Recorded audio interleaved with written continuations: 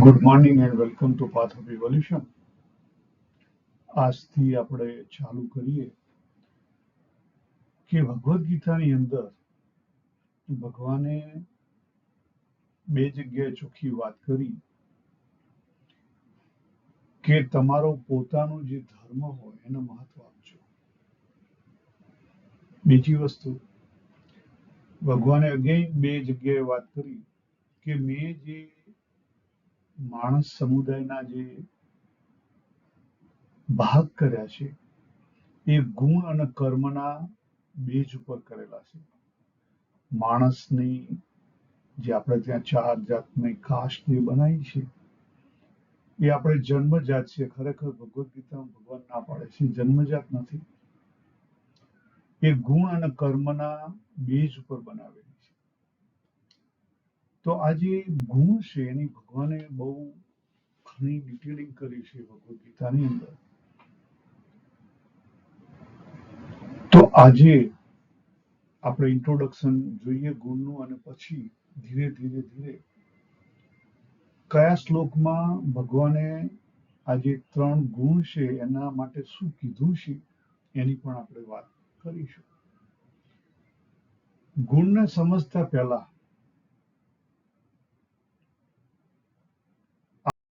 Of presidency અથવા હૈરાચી જે છે એને સમજવી બહુ જરૂરી છે. હું બાબુ છું તો હું વૈયક્તિક છું. જો અહીંયા સ્ક્રીન પર દેખાય છે, મારું આ વૈયક્તિક, મારી પોતાની અલગ દુનિયા છે. પણ એટલું જ છે? ના, એટલું નથી. મારી આજુબાજુ સમાજ છે એની પણ એક અલગ દુનિયા છે, અને એનાથી પર આખી દુનિયા છે એની પણ એક દુનિયા છે. એટલે ત્રણ લેયર થયા. આપણી જે ફ્રી વિલ છે ને ત્રણ લેયરે ટકરાય. આપણા પોતાના માટે ફ્રી વિલ ખરી, પણ સમાજમાં જાય જ્યાં રહેતા હોઈએ, દાખલા તરીકે હું બ્રિસ્બેનમાં રહું છું, તો મારી આજુબાજુનું જે અહીંયા વાતાવરણ છે મને ઇફેક્ટ કરે. આજે સપોઝ હોટ અને હ્યુમિડ છે તો એ મને અસર કરે છે. એટલે વૈયક્તિક લેવલ અને સમષ્ટિમાં બે ભાગ પડે. સમષ્ટિમાં એક કોસ્મિક આવે જે આખી દુનિયાને કવર કરે, અને એ બેની વચ્ચે, વૈયક્તિક અને સમષ્ટિની વચ્ચે આપણે જે સોસાયટીમાં રહેતા હોય એની પણ આપણી પર ઇફેક્ટ છે. ભગવાને 15મા અધ્યાયના 15મા શ્લોકમાં આખી ભગવદ્ ગીતાનો સાર કીધો કે આ જે જાણનારો છે, જાગ્રત, સ્વપ્ન, સુષુપ્તિ, એને તું જાણી લે તો બધી વસ્તુ આવી ગઈ. પછી ભગવાને 16મા અને 17મા શ્લોકની અંદર ત્રણ પુરુષની વાત કરી. કેટલા પુરુષની વાત કરી? ત્રણ પુરુષ. એક ક્ષર પુરુષની વાત કરી, બીજો અક્ષર પુરુષ, અને ત્રીજો ઉત્તમ પુરુષ. તો આખું જે આ ક્રિએશન છે, જો અહીંયા બહુ સરસ સરળ ભાષામાં સમજાયેલું છે કે આ જે ઉત્તમ પુરુષ છે, એ ઉત્તમ પુરુષ જ્યારે જાગ્યો ત્યારે પોતે જ બે ભાગમાં ડિવાઈડ થઈ ગયો. હું જ્યારે સમાધિમાંથી બહાર નીકળું ત્યારે તરત જ એના બે પાર્ટ પડી જાય. એકમાં આવી જાય પુરુષ અને બીજામાં આવી જાય પ્રકૃતિ. પ્રકૃતિ કહેતા શક્તિ. શક્તિ રેલાવાની. શક્તિ શું થાય? રેલા. જે વસ્તુ આખા યુનિવર્સને લાગુ પડે છે એ વસ્તુ જ આપણને લાગુ પડે છે. અને યુનિવર્સના લેવલે જુઓ તો એ પુરુષ અને પ્રકૃતિમાંથી આખું બ્રહ્માંડ બને. બરાબર? અને એની અંદર એક આપણે રહેલા છે. તો આજે આખું યુનિવર્સ છે એની અંદર જેમ ભગવાને વાત કરી, ત્રણ પુરુષની વાત કરી. બરાબર? ક્ષર પુરુષ કોને કહેવાય? જેણે પ્રકૃતિને ઓઢી છે અને પ્રકૃતિ પ્રધાન છે, ક્ષર પુરુષ કહેવાય. ફેર શું? કોઈ નહીં. જેણે પ્રકૃતિ ઓઢેલી છે એ ક્ષર પુરુષ છે.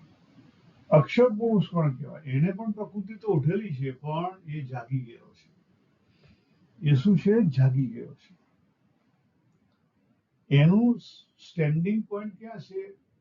અક્ષરમાં છે, પુરુષમાં છે, જાગી ગયો છે. તો જગતની અંદર આ બે ટાઈપના માણસો જોવા મળે. એક ક્ષર પ્રધાન અને બીજો અક્ષર પ્રધાન. ભગવાને 13મા અધ્યાયના 20મા શ્લોકમાં વાત કરી કે પુરુષ અને પ્રકૃતિ આ બે કેવા છે? અનાદિ છે. પરંતુ જે પ્રકૃતિ છે ચેન્જેબલ, એટલે શું કહી શકાય કે જે ત્રણ પુરુષને એને બેમાં ડિવાઈડ કરીએ તો એક ચેન્જેબલ છે, એક અનચેન્જેબલ છે. તો જે ચેન્જેબલ પ્રકૃતિ છે, ભગવાને 13મા અધ્યાયના 20મા શ્લોકમાં વાત કરી કે આ જે પ્રકૃતિ છે એની અંદરથી ગુણોને લઈને બધા વિકારો ઉભા થાય છે. વિકાર એટલે ડિફોર્મેશન, બદલાય. હું જન્મ્યો, મારું આખું શરીર બદલાઈ રહ્યું છે, બરાબર? એ બદલાવ કેમ આવ્યો? તો પ્રકૃતિને લઈને આવ્યો. આપણા વિચારો બદલાય છે, શેના કારણે? પ્રકૃતિ. પછી ભગવાન ત્યાં સમજાવે છે કે કાર્ય અને કારણ બંને કોને લઈને છે? કોણ ઊભું કરે છે? પ્રકૃતિ ઊભી કરે છે. પરંતુ જે જીવ છે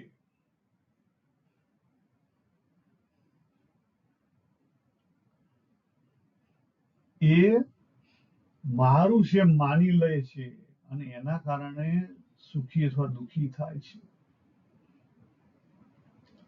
જો 22મા શ્લોકમાં વાત કરી કે આજે જીવે પ્રકૃતિ ઉઠેલી છે, જીવે જગત ધારણ કર્યું છે. એ જે જીવ છે શું કરે છે? એ જે ગુણ છે એનો ભોગતા બને છે, એનો સંગ કરે છે. અને એ સંગના કારણે આ જન્મ અને મરણ છે. શેના કારણે છે? સંગના કારણે જન્મ અને મરણ છે. અને એ જે સંગ થયો એને લઈ અને બધી અલગ અલગ ઉપમાઓ ભગવાને 23મા શ્લોકમાં આપેલી છે.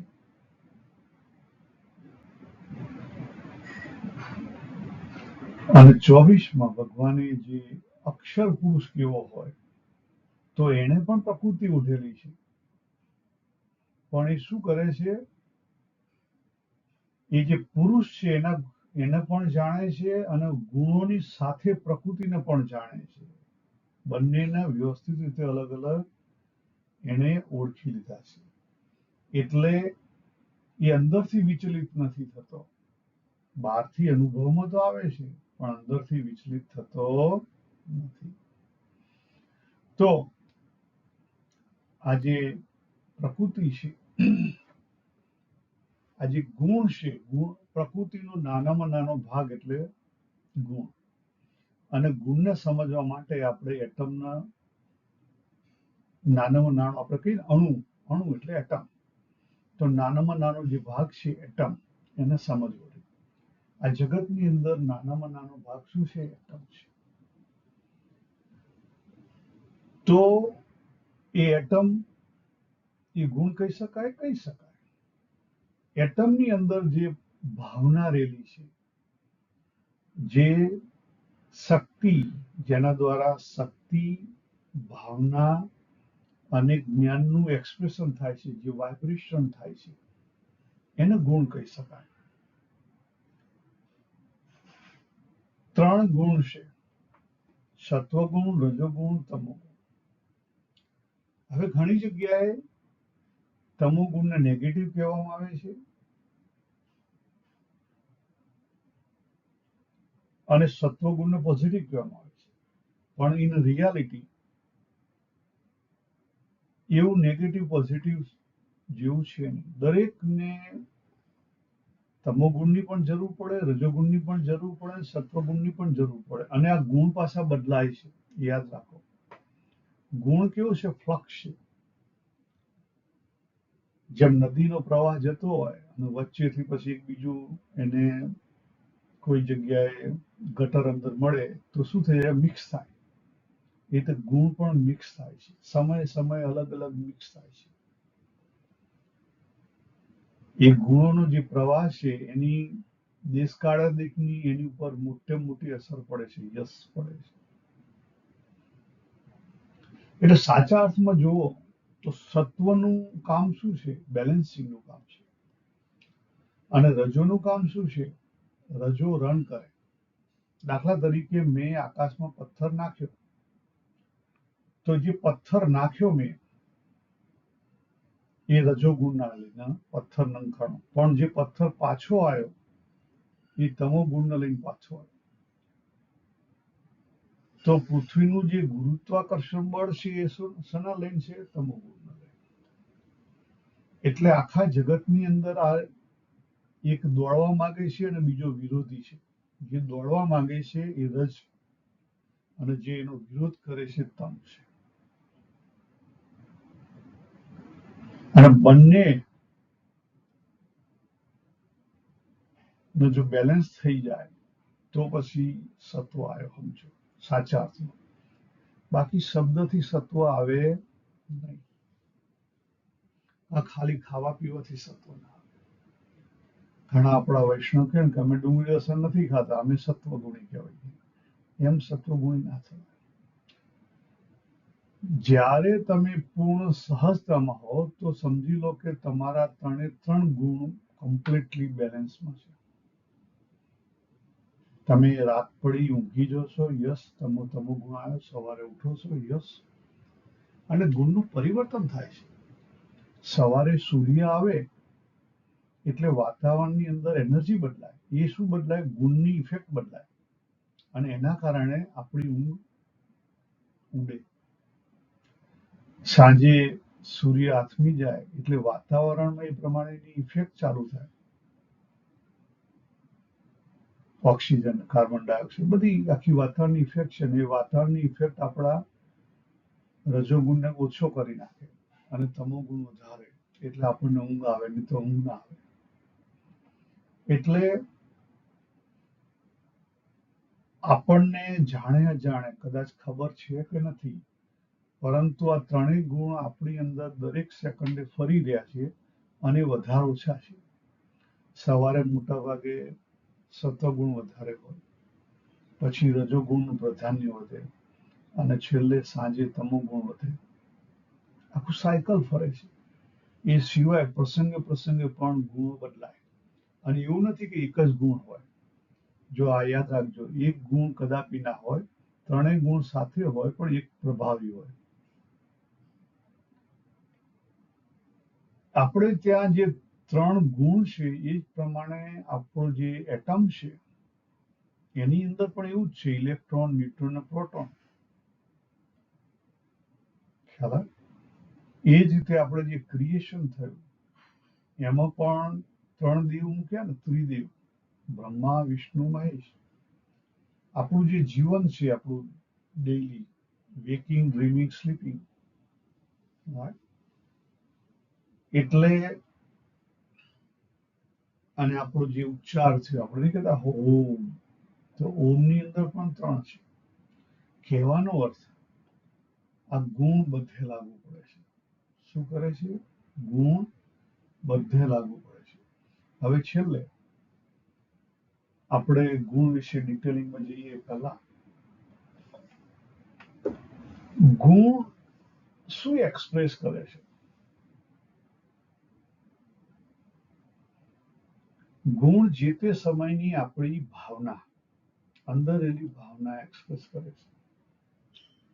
અંદર રહેલું ફિલિંગ એક્સપ્રેસ કરે છે, ભાવના એક્સપ્રેસ કરે છે. બીજી વસ્તુ, આપણું જે બંધારણ છે, બીજ, એ બીજની અંદર જે મુખ્ય ગુણ રહેલા હોય એ આપણી સ્કિલ એક્સપ્રેસ કરે. તમે જો કેટલાક લોકો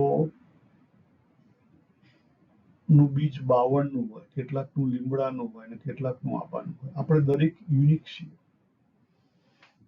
એટલે એ ગુણ તો તમારી અંદર બેઝ પડેલા જ હોય. તમે કહેશો કેવી રીતે? તો એક લીમડા ભાઈ છે, એના ફર્સ્ટ ક્લાસ સંગીત, દરેક સંગીતના જે કોઈ હાર્મોનિયમ છે, કીબોર્ડ છે, એને શીખવાની જરૂર નથી પડતી. એના સારે ગમે એની આંગળીના વેઢા ઉપર છે. કોઈક મિકેનિક સારો છે, કોઈ ક્રિકેટર સારો છે. આ સ્કિલ આવી ક્યાંથી? ઘણી બધી સ્કિલ આપણે આગળથી લઈને આવેલા છીએ. જે આગળથી સ્કિલ લઈને આવેલા છીએ એ આપણા ગુણ બેઝ ઉપર છે, એ આપણા ગુણને લઈને છે. અને આપણે જે વિકારો લઈને આવ્યા છીએ એ પણ આપણા ગુણને લઈને છે. તો વિકારો બદલી શકાય? યસ. એટલા માટે તો ગુણને સમજવા. ગુણ છે એની ઉપર સૌથી મોટી ઇફેક્ટ જો કોઈની થતી હોય તો દેશકાળ. દેશ, કાળ, ક્રિયા, સંગ, મંત્ર, ભૂખ અને આદિક બીજા બધાની ઇફેક્ટ એ ગુણ પર થાય. તમે મંદિરમાં જાઓ તો તમને સારું ફિલિંગ થાય. તમે પાર્ટી ક્લબમાં જાઓ તો પાર્ટી ક્લબની ફિલિંગ થાય. રજોગુણ વધે. ખ્યાલ? અને બધા પીધેલા હોય ત્યાં જાઓ તો તમને ડલ થવા માંડો. એટલે દેશકાળ આદિકની ઇફેક્ટ છે. તમે કેવું વાંચો છો, કેવું પઠન કરો છો, કેવું ગો છો, કોનો સંગ છે, એ બધાની ઇફેક્ટ તમારી ઉપર થાય. એટલે જો ગુણને સમજ્યા હોય તો બોડી ઉપર જે ઇફેક્ટ થઈ રહી છે એની આપણને પહેલી ખબર પડે. અને જેવી પહેલી ખબર પડે તો આપણે સંવેદનશીલ થઈ શકીએ. અને જેટલા આપણે સંવેદનશીલ થઈએ એટલું આપણે આપણા વિકારોથી પર થવામાં આપણને મદદ મળે. કેમ? સિમ્પલ. હું તમને આવતી વખત કહીશ, પણ અત્યારે તમને કહી દઉં. કોન્શિયસ માઇન્ડ આપણું 10% ચાલે મેક્સિમમ. સબકોન્શિયસ 90% ચાલે. બધા પ્રોબ્લેમ સબકોન્શિયસમાં રહેલા. તો સબકોન્શિયસને કંટ્રોલ કેવી રીતે કરવું? આ એક જ રસ્તો છે. સબકોન્શિયસ ઊભું થતું હોય, હાથી જાગે એ પહેલા એને કંટ્રોલ કરો, નહીં તો નહીં થાય.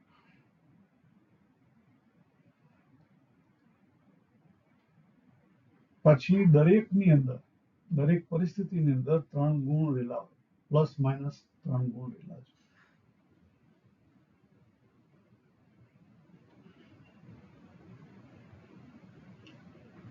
તો આજે આપણે આ ઇન્ટ્રોડક્શન જોયું.